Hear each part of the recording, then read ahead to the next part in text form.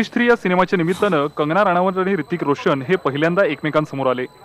ऋतिक आणि कंगनावर सिनेमात एक रोमॅन्टिक गाणंही शूट करण्यात आलं आणि ऑनस्क्रीन रोमांस करता करता त्यांच्या ऑफस्क्रीन रोमांसचीही चर्चा सुरू झाली. सुरुवातीला या दोघांनीही या चर्चांसाठी मीडियाला जबाबदार धरलं आणि ऋतिकच्या सुझॅन सोबतच्या घटस्फोटानंतर मात्र हे प्रकरण पुन्हा एकदा चर्चेत आलं. अखेर ऋतिकनेही कंगनाला लिहिलेले मेल पोलिसांना दिले आणि आपलं म्हणणं खरं असल्याचा दावा केला.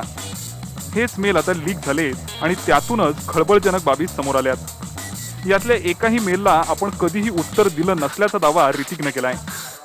कंगनानं 17 ऑगस्ट 2014ला ऋतिकला पाठवलेल्या मेलमध्ये असं लिहिलं होतं की कधी कधी मला सगळं जग फार तकलादू आहे असं वाटतं.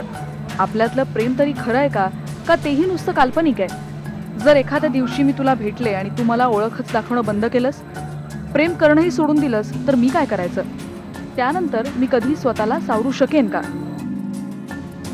3 सप्टेंबर 2014ला कंगनानं ऋतिकला पाठवलेल्या मेलमध्ये असं म्हटलं, प्रत्येक दिवशी उत्तर मिळण्याची अपेक्षा न ठेवता हे असे मेल पाठवत राहणं हे खरंच खूप अवघड आहे. 2 नोव्हेंबरला पुन्हा पाठवलेल्या मेलमध्ये तिने म्हटलं, मला खरंच वाटत नाहीये की मी आज तुला भेटले.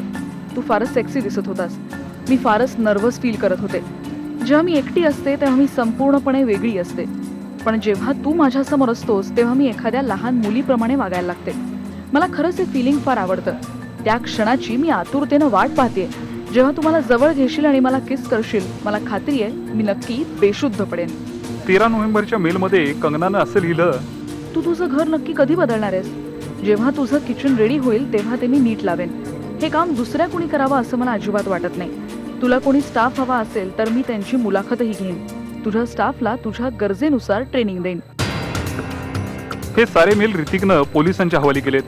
त्यासोबतच कंगना ही ॲस्पर्जर या मनोविकारानं त्रस्त असल्याचं म्हटलंय आणि याची कबुली खुद्द कंगनानंच त्याला पाठवलेल्या मेलमध्ये दिली आहे. 22 ऑगस्ट 2014ला कंगनानं ऋतिकला पाठवलेल्या मेलमध्ये तिनं असं लिहिलंय, मला ॲस्पर्जर सिंड्रोम झालाय असं मला वाटायला लागलंय.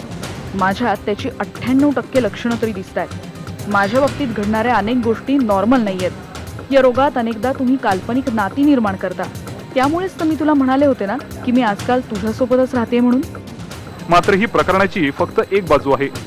कंगनाची बाजू अजून जगासमोर यायची आहे. त्यामुळे ऋतिक कंगनाचा वाद आता अजून कोणत्या थराला जातो ते पाहायचं.